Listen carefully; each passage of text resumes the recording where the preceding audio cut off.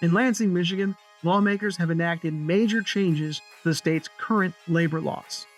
The headline change: Michigan repealed its decade-old right-to-work law, making it the first state in nearly 60 years to roll back a right-to-work policy.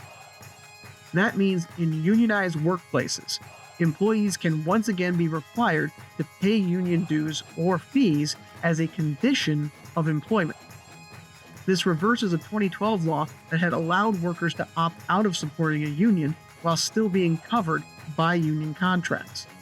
The repeal covers both private and public sector unions, though a U.S. Supreme Court ruling still stops public employers from requiring fees from government workers. Alongside this, Governor Gretchen Whitmer and the Democratic-led legislature also reinstated Michigan's prevailing wage requirement, guaranteeing union-level pay and benefits on state-funded construction projects. That prevailing wage law, originally enacted in 1965 and repealed in 2018, is now back, meaning government construction jobs must pay wages comparable to union rates. The pro-labor majority in Lansing didn't stop there. They rolled back several restrictions on collective bargaining that were put in place over the past decade. For public employees, wage increases that were negotiated in a contract can now continue even after the contract expires, ending a freeze on pay that unions say employers had used to stall negotiations.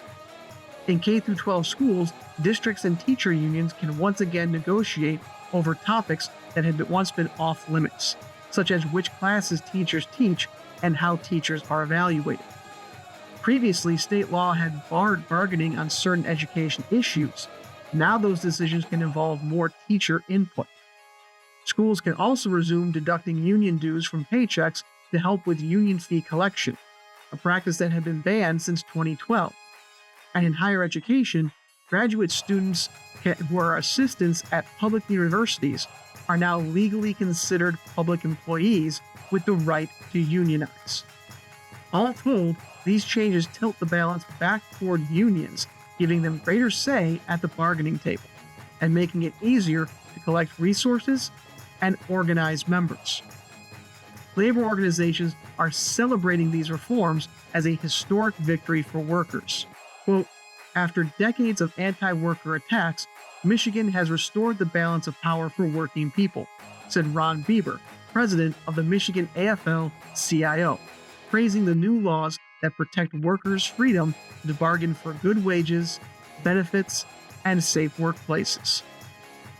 Supporters argue that empowering unions will lift middle-class incomes and improve working conditions. Governor Whitmer echoed that sentiment, saying the repeal of right to work will restore workers' rights, protect Michiganders on the job, and grow Michigan's middle class. Union leaders also note that the return of prevailing wage will raise pay for construction workers and help ensure that skilled labor stays in state.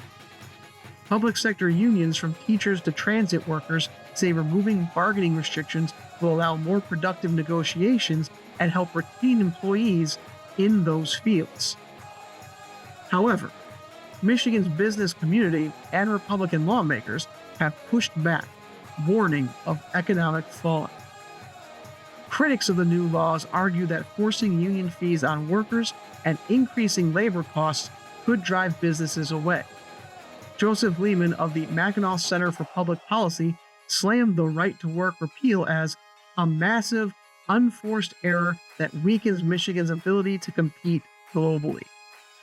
The Detroit Regional Chamber cautioned that while practical impact on existing union shops may be small, ending right-to-work could make Michigan a less attractive destination for new investment, claiming that states with right-to-work laws have a distinct advantage in luring international business. If Republicans are America first, as they claim, I'm not sure why international business is a concern for them. But hey, what do I know? Republican leaders also blasted the expansion of teacher bargaining rights. Surprise, surprise. House Minority Leader Matt Hall said it gives union bosses power over public schools, and warned it might put union priorities above student needs. Business associations like the Michigan Chamber of Commerce voiced extreme disappointment, calling the pro-union legislation short-sighted and saying it comes directly at the expense of workers, employers, and taxpayers. Because paying workers fair wages is somehow bad for workers and taxpayers. The same taxpayers who don't have to cover public assistance when people are actually paid enough to live. Talk about saying the quiet part out loud. They contend that these policies will raise operating costs and could lead to job losses or slower job growth, especially in manufacturing and construction. In response, unions argue that better pay and secure workers actually boost productivity and consumer spending, ultimately helping the economy, a debate that's now unfolding across the state. Michigan workers are also seeing changes in minimum wage and benefits.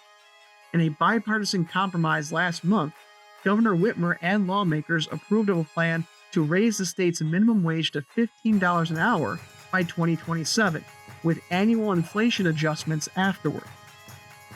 The current minimum wage jumped to $12.48 an hour on February 21st, and will now gradually climb each year until hitting $15 under the new schedule.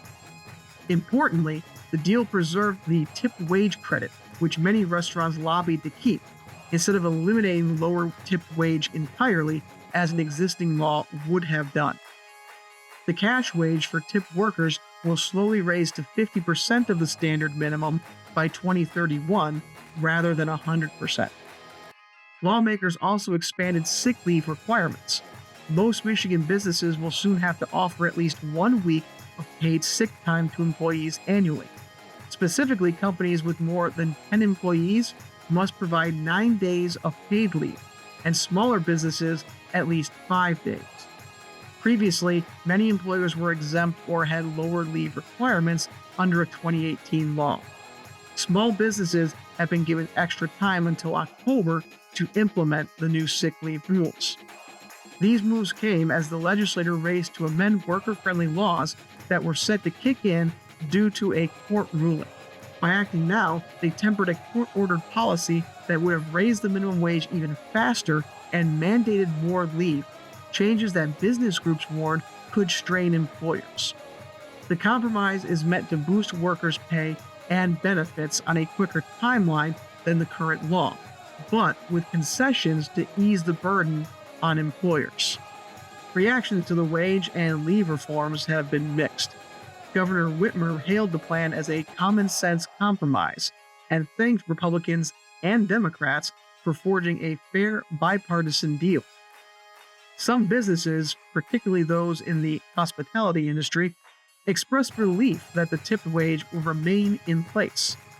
A spokesperson for Save Michigan Tips Coalition, which includes restaurant workers worried about losing tips, said servers and bartenders are breathing easier, knowing the tip credit isn't going away, calling the legislative fix a big step toward averting a tip credit crisis. Major employer groups have generally approved of the measured approach to phasing in higher wages, preferring it over an abrupt hike. On the other side, labor advocates who pushed for the 2018 ballot initiative are disappointed. The group One Fair Wage blasted lawmakers for scaling back the broader raises and paid time off that the court had ordered. Quote, the Michigan Supreme Court ruled that these wage increases should be implemented, yet lawmakers are attempting to roll them back before they even take effect, said Saru Jayamar, president of One Fair Wage, who vowed to mobilize voters to reverse the compromise.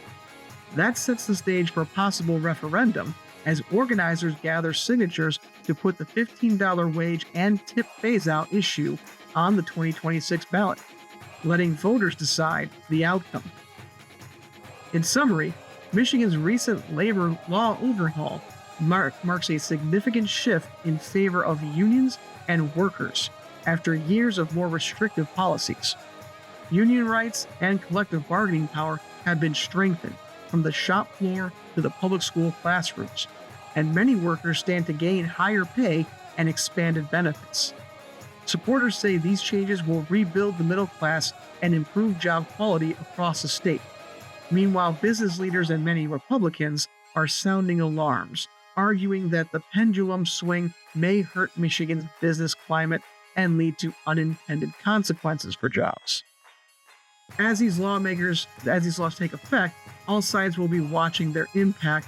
For now, Michigan's landscape is entering a new era, with debates over workers' rights versus economic competitiveness continuing to play out in the public square.